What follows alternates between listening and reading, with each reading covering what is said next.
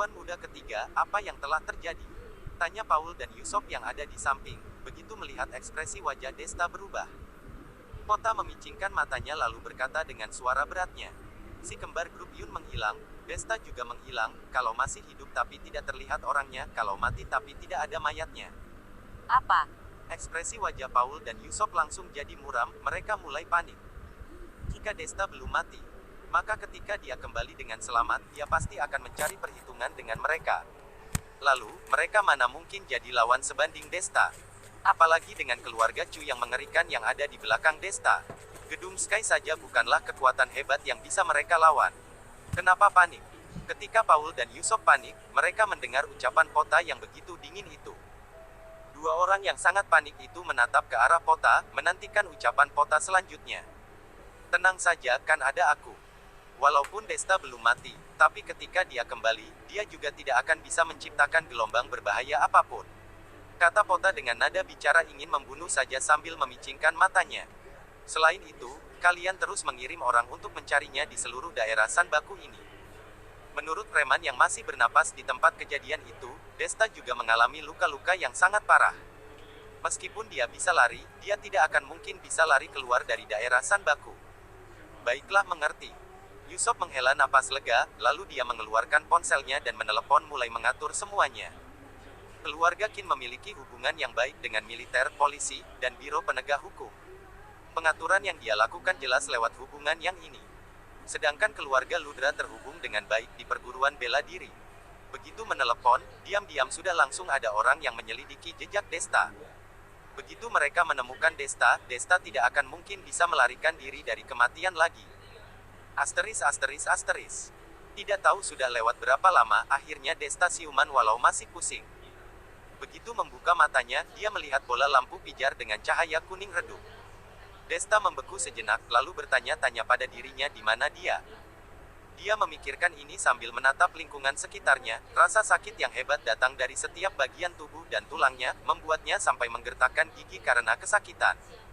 Bahkan dia sampai berkeringat. Luka kamu baru saja diperban, jangan banyak bergerak. Pada saat itu, suara berat yang tidak asing terdengar dari belakang Desta. Desta berusaha keras untuk menoleh melihatnya. Dia terkejut ternyata orang yang bicara adalah komandan polisi yang baru, Sucardi. Kapten Su, kamu yang menyelamatkanku? Tanya Desta terkejut. Kalau tidak, siapa? Sucardi tersenyum lalu berkata, aku kebetulan sedang bertugas di dekat situ. Lalu, bertemu dengan sopir taksi yang berkendara dengan sembarangan. Setelah aku hentikan, dia memberitahuku kalau ada pertarungan yang sangat sengit dan besar di sana jadi dia memintaku untuk pergi menyelamatkan seseorang di sana. Ketika aku sudah tiba di tempat itu, pertarungan itu sudah berakhir. Aku menemukanmu dalam tumpukan mayat. Dengan intuisi menjadi seorang polisi selama bertahun-tahun, aku pun membawamu pergi, kata Sucardi dengan ekspresi santai. Apa yang dikatakannya itu sederhana, tapi Desta malah bisa mendengar pertarungan batin hebat di dalam hati Sucardi di waktu itu dalam ucapannya ini. Karena bagaimanapun dalam pertarungan besar seperti itu, yang mana banyak sekali orang yang mati dan Desta menjadi salah satu dari beberapa orang yang masih hidup, maka nilai Desta di sini sangatlah penting. Berdasarkan prosedur pada umumnya, Desta biasanya akan dibawa ke rumah sakit untuk perawatan lalu dua polisi akan menjaga di sana. Begitu Desta siuman, maka mereka akan merekam pengakuan dan hal sejenisnya dari Desta. Bagaimanapun, kali ini ada banyak sekali orang yang mati. Jika tidak ada penjelasan yang bagus maka Sucardi yang sebagai komandan tidak akan bisa bertanggung jawab menjelaskan ini semua kepada atasannya. Walaupun begitu, Sucardi masih saja memilih untuk membawa Desta ke tempat tersembunyi ini. Itu menjelaskan kalau dia menyadari ada yang tidak benar dari pertarungan ini. Terima kasih Kapten Su. Setelah mengerti semua ini, Desta pun berterima kasih dengan cara mengangguk kepada Sucardi. Sucardi melambaikan tangannya, lalu berkata, tidak perlu berterima kasih padaku. Yang menghentikan pendarahan parah di lukamu itu adalah obat yang ada di botol kecil porselen itu. Aku tidak punya keahlian sehebat itu untuk menyembuhkanmu. Jika mau berterima kasih, kamu berterima kasih saja pada orang yang memberimu obat itu. Desta tertegun, tiba-tiba teringat dengan orang bertopi jerami nelayan yang kemampuan dan kekuatannya menakutkan itu. Sepertinya sebelum pergi orang itu memberikannya satu botol kecil porselen, benar-benar walaupun mendapatkan masalah tapi juga ada hikmah di balik semuanya. Kapten Su, bolehkah aku pinjam ponselmu? Aku mau mengabari keluargaku kalau aku baik-baik saja, kata Desta kepada Sucardi setelah terbangun dari pikirannya. Dia tidak tahu berapa lama dia pingsan. Jadi pertama kali yang dia pikirkan adalah menghubungi orang rumah dan menjelaskan pada mereka situasi yang terjadi, agar Vero dan Citra tidak sampai khawatir.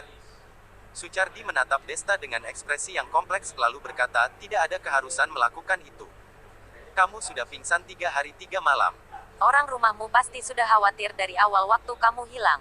Kamu yang sekarang, lebih baik tidak menghubungi siapapun dulu. Kenapa? Tanya Desta bingung. Dia padahal berniat menghubungi Paman Ding mengobrol beberapa hal padanya untuk menyelidiki siapa yang ada di balik ini semua. Sucardi mengeluarkan ponselnya dan melemparkannya ke Desta. Desta mengambilnya lalu melihat ke ponsel itu dan menemukan berita utama daerah Sanbaku di layar itu. Ada beberapa kata di judul berita itu yang berwarna merah dan ukuran hurufnya sangat besar dan tebal tertulis dicari. Pembunuhan berantai Desta. Isi dari beritanya adalah menggambarkan Desta sebagai iblis pembunuh yang tangannya penuh dengan darah.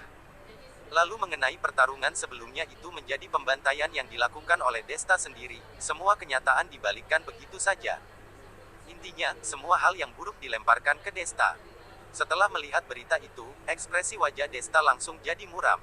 Sangat jelas sekali kalau ada yang tahu dia belum mati.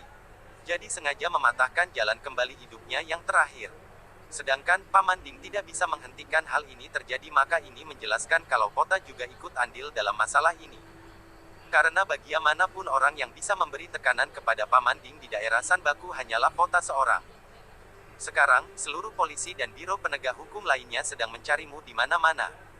Para ahli bela diri di berbagai perguruan juga sedang mencari jejakmu. Desta, sebenarnya siapa yang kamu singgung sih sampai membuatmu tidak punya jalan lagi dimanapun? Kata Sucardi tersenyum sambil mengambil ponselnya lagi. Desta tersenyum canggung lalu menatap Sucardi dan berkata, Kapten Su, kamu sebagai seorang komandan, bukannya harusnya menangkapku untuk menyelidiki kasus ini ya? Sucardi mengangkat bahunya, lalu berkata, kalau begitu mereka mungkin akan kecewa. Aku ini orang luar jadi belum sempat masuk dan memahami berbagai kekuatan dan kekuasaan yang rumit ini. Jadi aku tidak perlu mengorbankan hidupku untuk siapapun. Kamu merupakan selera bagus bagiku. Aku tentu saja tidak mungkin tidak Menyelamatkanmu. Karena mereka semua ingin sekali kamu mati, aku malah lebih tak ingin lagi membiarkanmu mati. Aku percaya kamu ke depannya akan jadi investasi yang cukup lumayan untukku. Begitu mendengar ini, hati Desta cukup tersentuh. Sucardi ini kelihatannya seumuran dengannya. Tapi cara berpikir dan hatinya lebih dewasa. Bicara ataupun melakukan sesuatu selalu berdasarkan prinsip dan sangat beralasan. Dia adalah orang yang bagus sekali untuk dijadikan teman baik. Apalagi ada satu hal yang benar dari ucapannya, yaitu sekarang semua orang ingin dia mati. Kalau dia tiba-tiba muncul begitu saja, bukannya ini mengundang kematian dan bencana untuk diri sendiri. Mengenai Vero dan Citra, dia tidak terlalu khawatir. Walaupun Paman Ding ditekan oleh Pota sehingga tidak bisa menyelamatkannya. Tapi pasti tidak masalah untuk Paman Ding melindungi keluarga Desta. Desta juga sangat yakin kalau Pota tidak berani begitu gila sampai harus menyerang wanita Desta. Kalau begitu untuk sementara ini aku akan di sini merawat lukaku sampai sembuh. Nanti kalau sudah tiba kesempatan baik, aku akan keluar. Kata Desta dengan suara berat sambil menggertakkan giginya. Sucardi sedang berpikir sejenak lalu mengangguk, lalu tiba-tiba suara ketukan pintu terdengar. Wajah Desta langsung berubah, dan tanpa sadar dia langsung menatap Sucardi yang ada di samping. Sucardi melambaikan tangan lalu mengisyaratkan untuk tidak panik. Kemudian, terdengar suara yang lembut dan jernih, kakak, aku sudah membeli ayam. Tidak ada orang yang mengikuti kok. Begitu mendengar ini, Sucardi pun membukakan pintunya. Muncullah sosok gadis muda yang langsing di luar sana. Desta mengangkat kepalanya melihatnya, seorang gadis muda masuk ke dalam. Kelihatannya dia seumuran Vero, rambutnya dikucir kuda, dan dia penuh energi. Kakak, dia sudah siuman ya? Katanya sambil tersenyum, begitu melihat Desta yang sudah membuka mata. Aku sudah siuman. Terima kasih adik telah ikut merawatku. Kata Desta tanpa menunggu Sucardi menjawab. Desta merasa dia seumuran dengan Sucardi jadi dia memanggil gadis muda itu dengan sebutan adik. Harusnya panggilan ini tidak keterlaluan dan masih sopan. Tapi siapa juga yang menyangka, gadis muda itu menaikkan alisnya dan melotot, lalu berkata dengan marahnya, jangan sok dekat denganku ya. Atas dasar apa kamu memanggilku adik? Jika bukan karenamu, kakakku tidak akan kehilangan pekerjaannya. Apa? Kapten Su kehilangan pekerjaan. Desta sangat terkejut lalu menatap ke Sucardi dengan tatapan bingung dan heran. Sucardi menepuk kepala wanita muda itu, lalu berkata dengan santainya, "Jangan mendengarkan anak ini bicara omong kosong. Walaupun seandainya mereka tidak memecatku, aku sendiri juga tidak mau bekerja di sana lagi. Biro Penegak Hukum, polisi, pekerjaan yang bagus yang dilakukan untuk melayani rakyat malah jadi tidak karuan, berbagai sikap buruk dilakukan dan bermunculan di sana. Jika terus di sana yang ada aku semakin emosi saja, jadi untuk apa juga di sana?" Walaupun Sucardi berkata seperti itu tapi Desta bisa melihat dari tatapan matanya, kalau ada rasa tidak ikhlas dan emosi di sana. Jika dipikirkan baik-baik, hal itu memang wajar.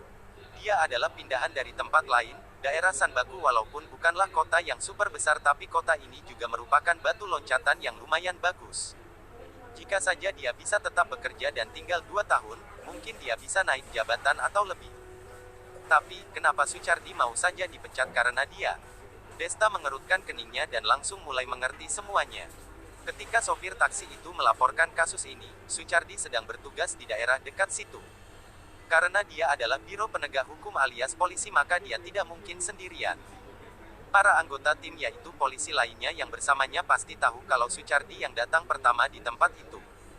Ketika tidak menemukan Desta, maka Sucardi jadi orang yang paling dicurigai. Untungnya Sucardi punya identitas yang tidak biasa, jadi membuat orang-orang itu tidak sampai keterlaluan dan kurang ajar. Tapi, hubungannya dengan Desta hanya hubungan biasa saja dan tak dekat. Jadi dia tidak punya alasan untuk menyembunyikan Desta sehingga orang-orang itu tidak terlalu mencurigainya. Hanya saja, pada akhirnya Didik berhasil mendapatkan kesempatan untuk mengambil posisi sebagai komandan. Begitu memahami semua ini, Desta merasa bersalah.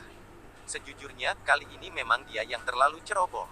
Tidak hanya dirinya sendiri yang masuk jebakan, bahkan sekarang malah membebani dan membuat orang lain di sekitarnya ikut menderita. Sudahlah, kamu sekarang baik-baik memulihkan diri di sini. Aku akan pergi keluar untuk mendapatkan kabar lagi untukmu, malam nanti baru pulang. Kata Sucardi pada saat ini sambil menjentikkan puntung rokok yang ada di tangannya. Kemudian, dia melirik ke gadis muda itu, lalu memerintahkannya, "Sumia, tidak boleh terlalu tidak sopan kepadanya ya. Kita berdua akan bergantung dan mengandalkan dia di masa depan." Selesai bicara, Sucardi pergi tanpa menoleh ke belakang. Desta yang terbaring di ranjang tersenyum melihat itu. Pria itu aneh sekali, bercanda saja begitu kaku. Setelah Sucardi pergi, Sumia juga tidak memedulikan Desta. Dia langsung membawa ayamnya ke dapur dan mulai mengeksekusinya. Desta baru sekarang mendapat kesempatan untuk memandangi lingkungan tempat tinggalnya sekarang. Ini adalah ruangan kecil dengan luas kurang dari 10 meter persegi, gelap dan lembab dan ada bau air yang kuat di udara. Setelah mendengarkan suara ombak di telinganya, Desta memperkirakan kalau dia seharusnya berada di kabin kapal sekarang. Daerah Sanbaku memang dekat dengan laut, dermaga di sana penuh dengan kapal nelayan. Yang tidak disangka olehnya adalah Sucardi ternyata membawanya ke tempat ini. Tapi di sini memang cukup aman, karena tempat ini sangat jauh dari tempat kejadian itu. Seperti yang satu di utara dan yang satu di selatan. Berpikir sekeras apapun orang-orang yang memburu Desta, mereka tidak akan terpikir dan menduga kalau Desta akan ditempatkan di tempat yang begitu jauh ini. Karena bagaimanapun saat kejadian itu, dia terluka cukup parah. Tidak peduli meski dia kabur sendiri atau diselamatkan orang lain, semuanya tetap tidak cocok untuk pergi dan pindah terlalu jauh. Tapi, yang paling mereka tidak sangka pasti adalah ternyata di tangan Desta ada sebotol obat yang begitu mujarab ini. Hasil fungsi obat ini yang untuk menghentikan pendarahan sangatlah bagus, karena itulah Desta bisa selamat nyawanya. Tidak lama kemudian, aroma wangi makanan tercium dari dapur. Lalu melihat Sumia membawa semangkuk sup ayam rebus dan meletakkannya dengan hati-hati di sisi tempat tidur Desta. Dia menghela nafas lega, tanpa lupa memelototi Desta, dia menggertakkan giginya lalu berkata, "Kakakku berkata, meski tubuhmu sudah cukup pulih dan membaik. Tapi tetap saja kamu mengeluarkan darah terlalu banyak, jadi kamu tetap perlu menambah darah dan gizi untuk tubuhmu. Jadi dia sengaja menyuruhku untuk membeli ayam. Ini cepat makanlah mumpung masih panas. Habiskan ya dan tidak boleh tersisa sedikit pun, kalau tidak aku akan buat perhitungan denganmu." Desta tersenyum canggung dan tidak berani menentangnya, dia dengan segera mengambil mangkuk itu dan memakan habis sup itu tanpa peduli masih panas atau tidak. Tapi jujur sup itu rasanya benar-benar lezat. Sudut bibir Sumia terangkat dan melengkungkan bibirnya ketika melihat pemandangan ini. Tapi dia langsung menarik senyumnya itu, seolah takut terlihat oleh Desta. Sudahlah, kamu istirahatlah baik-baik. Aku pulang dulu, besok aku akan datang lagi dan memasak untukmu. Tidak boleh pergi sembarangan kemana-mana ya. Sekarang di luar banyak sekali orang yang ingin menangkapmu. Jika ketahuan maka kami tidak akan punya cara lain untuk menyelamatkanmu lagi. Sumiya bicara sambil membereskan mangkuk supnya. Desta mengangguk lalu memejamkan matanya mulai beristirahat. Di sisi lain di townhouse klaster Eling Bening, Vero dan Citra sudah panik dan khawatir tidak karuan. Paman Ding yang berdiri sana ekspresinya juga tidak terlalu menyenangkan. Paman Ding, apa sampai sekarang masih belum mendapatkan berita atau kabar tentang Desta? Tanya Vero dengan cemas kepada Paman Ding. Nona Vero, maafkan saya tidak berguna sama sekali. Sampai sekarang bukan hanya tidak bisa mendapatkan berita Tuan Muda kedua, tapi semua kekuasaan dan hak di tanganku sudah dihapuskan dan dihentikan oleh Tuan Muda ketiga, sehingga saya tidak bisa menyuruh atau memerintahkan siapapun. Kata Paman Ding tersenyum pahit. Sejak kembali dari tempat kejadian waktu itu, Paman Ding sudah menyuruh pengawal berani mati untuk melacak dan mencari jejak Desta. Tapi tiba-tiba dia menyadari kalau perintahnya tidak berguna sama sekali. Para pengawal berani matinya dulu, saat itu sepenuhnya sudah mengabaikannya. Ketika dia sangat terkejut, tiba-tiba Raijin muncul di depannya dengan para pengawal berani mati ini. Paman Ding baru tahu kalau kota sudah lama berada di tempat ini, sebagian besar waktunya pergi kemana-mana hanya sendirian. Pengurus dan orang kepercayaannya yaitu Raijin jarang muncul. Ternyata karena orang itu diam-diam menghubungi bawahan dan pasukannya, melakukan rencana membalikkan keadaan yang sangat rahasia ini. Walaupun sikap dan perilaku ini melanggar aturan ahli waris. Namun, selamanya di dunia ini raja yang berkuasa dan yang kalah hanya bisa menerima, yang kuat yang menang dan kalah akan menderita. Jika kali ini, Desta benar-benar berhasil dihabisi oleh kota maka apakah keluarga itu akan malu karena Tuan Muda yang meninggal dunia dan akan menjadi bingung sehingga akan menjadikan kota yang begitu licik ini Adi Tuan Muda luar biasa. Sedangkan kota bisa berani dan yakin melakukan ini, semua pasti sudah memperkirakan kalau kali ini dia pasti berhasil menghabisi Desta. Karena itulah, dia berani bertindak sejahat ini tanpa ragu. Contohnya, dengan membuat Paman Ding, Vero dan Citra sekarang menjadi tahanan rumah sampai batas yang tidak diketahui kapannya. Kali ini, Paman Ding tidak bisa mengekspos perilaku kota kepada keluarga karena bahkan dirinya sendiri saja harus memikirkan berapa banyak waktu yang tersisa untuknya hingga nanti kota akan menghabisinya juga. Kalau begitu apa yang harus kita lakukan? Di tempat kejadian itu begitu banyak mayat dan darah. Kakak Desta waktu itu pasti mengalami masalah yang sangat berbahaya, kata Vero dengan matanya yang memerah sembab dan air mata tak berhenti menetes dari sudut matanya. Begitu membayangkan Desta terluka, hatinya sangat sakit sekali. Sebaliknya, Citra yang juga ada di sana tampak begitu tenang. Karena bagaimanapun dia berasal dari keluarga ahli bela diri jadi dia sudah sering melihat hal semacam ini. Dia juga sudah sering mendengar pertarungan dan persaingan antar keluarga. Tiba-tiba dia terpikirkan sesuatu, dia buru-buru berkata, Paman Ding, kota belum melakukan apapun kepada kita. Ini berarti apa adik Desta masih belum meninggal? Paman Ding terkejut lalu berkata dengan bahagianya, Nona Citra, apa yang Anda katakan benar sekali. Kenapa saya tidak terpikir mengenai hal ini ya? Anda benar-benar telah mengingatkanku tentang ini. Benar sekali, jika Desta sudah mati, maka Pota Alam menghabisi semua orang yang mengetahui ini semua untuk menyembunyikan semua pelanggarannya terhadap aturan ahli waris yang dilakukannya. Tapi sekarang mereka hanya dijadikan tahanan rumah saja. Mereka masih bebas makan minum dan melakukan sesuatu. Ini menjelaskan kalau Desta masih belum meninggal. Pota tidak berani membunuh mereka karena khawatir begitu Desta kembali dalam keadaan hidup, maka dia akan disambut oleh balas dendam Desta yang menggila. Tapi, ketika dia punya Vero dan Citra di tangannya, bukankah itu akan menjadi sandera yang bagus sekali? Meskipun ini bukanlah kabar yang begitu baik. Tapi, setidaknya itu menunjukkan kalau Desta selamat dan masih aman. Setelah mendengar dan memahami apa yang dua orang itu ucapkan, muncul ekspresi senang di wajah Vero. Tidak ada kabar apapun justru malah jadi kabar terbaik. Malam ini, Vero dan Citra akhirnya bisa tidur dengan lelap. Ketika Desta hilang selama 3 hari ini, mereka juga khawatir gila-gilaan selama 3 hari. Tapi sekarang, akhirnya mereka bisa istirahat dengan baik dan bisa memulihkan diri untuk mempersiapkan apa yang akan terjadi ke depannya.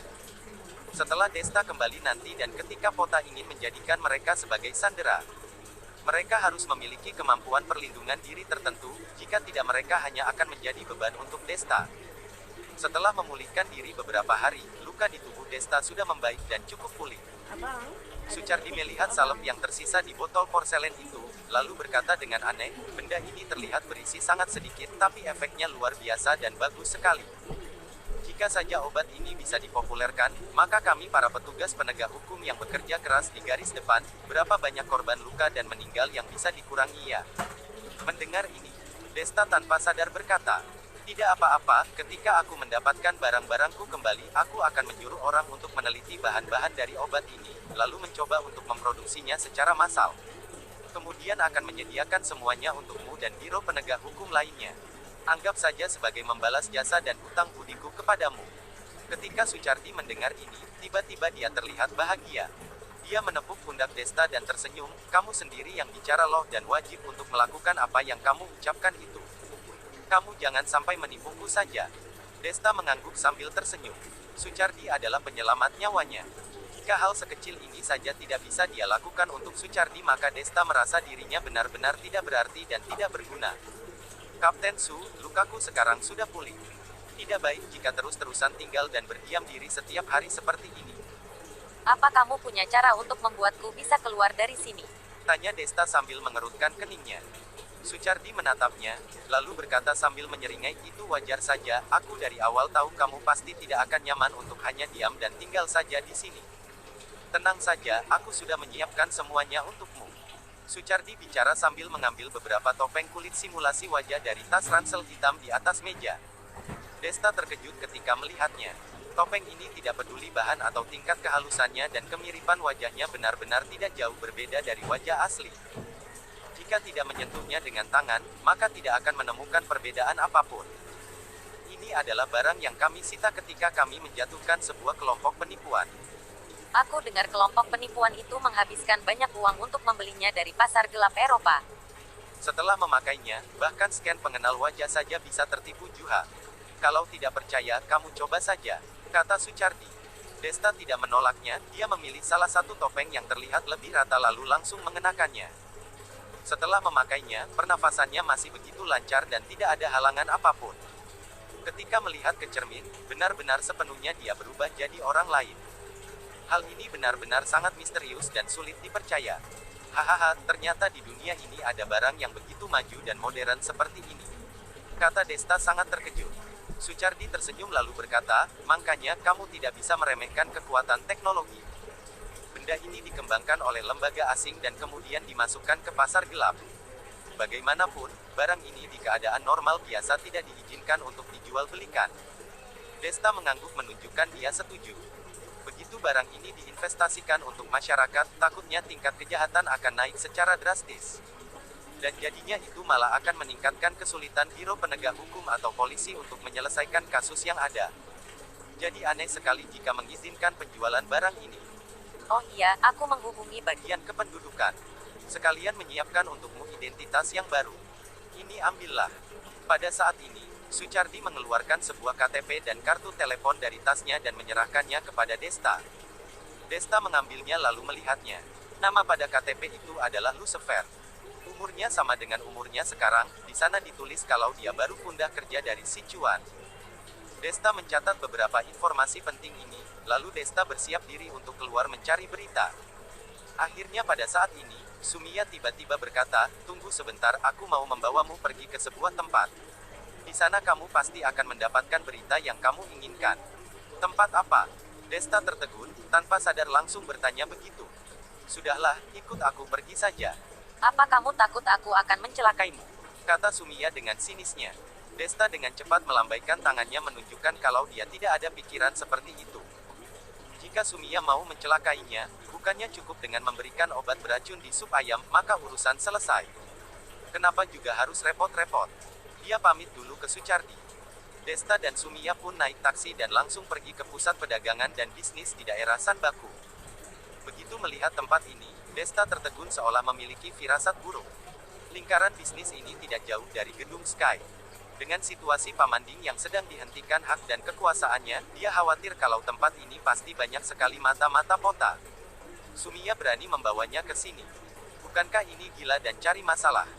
Sumiya kelihatannya tahu apa yang dipikirkan Desta. Dia Dia menunjuk ke wajah Desta lalu berkata, Lucifer, kamu Lucifer pria sejati kan, bukannya kamu cari kerja. Mengendap dan pesimis seperti ini, apa-apaan kamu? Begitu mendengar ucapan ini, Desta langsung paham. Oh iya benar sekali, namanya sekarang Lucifer. Dia masih memakai topeng kulit manusia. Jangankan mata-mata Pota, bahkan jika Pota sendiri yang ada di sini, mungkin dia tidak akan mengenali Desta. Dengan pemikiran seperti itu, Desta pun jadi tenang. Setelah turun dari taksi, Desta mengikuti Sumia datang ke perusahaan perhiasan yang sangat luar biasa megah dan indahnya. Di depan pintu, berdiri seorang gadis muda yang mengenakan baju kerja profesional dilengkapi dengan kacamata berbingkai hitam, sosok ramping dan bentuk tubuh yang menggoda. Pria manapun yang lewat pasti sulit mengendalikan pandangan matanya untuk tidak melihat tubuh wanita itu. Ketika dia melihat Sumia, muncul senyum di wajah gadis itu. Ya, akhirnya kamu datang juga. Aku sudah menunggumu cukup lama. Kak Yue, maaf ya. Jalannya macet. Aku perkenalkan padamu ya, ini adalah pacarku, Lucifer. Kata Sumia sambil merangkul lengan Desta. Desta membeku, dia menatap Sumia dengan wajah yang sangat terkejut. Situasi apa ini? Bagaimana tiba-tiba dia menjadi pacar Sumia? Tidak mengatakan trik ini sebelum datang ke sini deh. Melihat Desta masih terdiam di tempatnya, Sumia langsung mencubit pinggang Desta. Kesal sekali dengan si keras kepala satu ini. Jika bukan karena kakaknya yang memohonnya, Sumia malas sekali berpura-pura pacaran dan berpasangan dengan pria kaku satu ini. Desta terkejut dan langsung merespon, dia berkata kepada wanita karir di depannya, Halo Kak Yue, namaku Des. Namaku Lucifer. Kak Yue melihat Desta, menilainya dari atas ke bawah, lalu mengangguk dengan puasnya, lumayan juga pria ini cukup tampan dan enak dilihat juga. Lucifer, nama yang bagus. Sampai bisa mengambil hati yayaku ini, pastinya ada yang istimewa pada dirimu. Baru saja ucapan itu jatuh, ekspresi wajah wanita itu mendadak berubah, dia buru-buru berkata, oh iya, Yaya cepat bawa pacarmu ini ke departemen HRD. Perekrutan pekerja sudah dimulai, awalnya pekerjaan ini benar-benar dijamin keterima. Tapi ibu-ibu cerewet, Lotus itu ternyata juga membawa orang untuk ikut rekrutmen ini. Aku dan dia adalah karyawan lama perusahaan ini. Bos tidak akan mungkin langsung memberikan pekerjaan ini kepada Lucifer, jadi bos memutuskan untuk membuat persaingan yang adil. Kamu segera pergi ke sana, jika terlambat akan meninggalkan kesan yang buruk pada bos. Sumia terkejut, dia pun sudah tidak bicara lagi dan langsung menarik Desta berlari ke departemen HRD. Sentuhan lembut di tangannya, membuat Desta merasa tidak enak sekali. Dia ini, bukannya namanya bersalah dengan Vero dan Citra yang sedang mengkhawatirkannya. Tapi ini adalah cara satu-satunya. Jika mau tahu berita mengenai daerah Sanbaku, maka terpaksa harus bisa semakin dekat dengan tempat di daerah Sanbaku ini, dengan begini bisa mendapatkan semakin banyak berita. Perusahaan kosmetik ini tidak diragukan lagi merupakan pilihan yang sangat baik, tetapi entah bagaimana, Desta merasa tidak asing dan sangat familiar dengan perusahaan kosmetik ini. Tidak sempat berpikir ini, dia sudah ditarik oleh Sumia ke departemen HRD. Di ruang kantor yang sangat besar dan luas, interview sudah dimulai. Pada saat ini yang sedang interview adalah seorang pemuda yang tampan mengenakan kacamata dengan gaya Korea. Yang menginterview ada 3 orang, 2 wanita dan 1 pria. Dan lagi, di sudut ruang kantor itu, duduk seorang wanita yang mengenakan kacamata dan masker. Walaupun dia tidak bicara satu kata pun tapi tampak jelas aura dan martabat yang terpancar dari dirinya. Orang yang seperti ini pasti tidak sesederhana kelihatannya. Begitu melihat Sumia membawa Desta datang, beberapa orang yang menginterview itu mengerutkan kening tapi tidak mengatakan apa-apa. Interview hari ini pada dasarnya adalah persaingan internal perusahaan. Desta adalah orang yang dibawa oleh Sumia, sedangkan orang di balik Sumia adalah karyawan lama dari perusahaan itu yaitu Mu Yue. Sedangkan pria yang sekarang sedang interview adalah orang yang juga dibawa oleh salah satu karyawan lama perusahaan ini yang bernama Lotus. 2 orang ini bukanlah orang yang bisa disinggung, jadi mengenai hal sepele seperti terlambat ini, mereka pura-pura tidak melihatnya dan dibiarkan begitu saja berlalu. Pemuda yang sedang interview itu menoleh melirik ke Desta, tatapan matanya penuh dengan provokasi dan ambisi. Jelas sekali, sebelum Desta muncul, pemuda itu sudah memberikan kesan yang cukup baik ke para orang yang menginterviewnya. Kesempatannya mendapatkan pekerjaan ini sangat besar.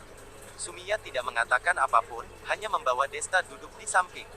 Lalu berbisik kepada Desta, Desta, apa kamu melihat wanita yang mengenakan kacamata dan masker yang duduk di sudut dinding itu? Dia adalah bos kami. Selama ada dia maka interview ini akan sangat adil. Setidaknya tidak akan ada yang berbuat curang atau menggunakan trik aneh-aneh. Kamu berusaha bersaing dengan kemampuan yang kamu miliki saja, itu sudah cukup. Aku tahu, terima kasih. Kata Desta dengan sungguh-sungguh sambil mengangguk. Sumiya tersenyum, lalu berkata dengan sangat jujurnya, terima kasih apa coba, ini namanya saling menguntungkan dan menggunakan satu sama lain. Kakakku bilang kalau latar belakangmu tidak biasa.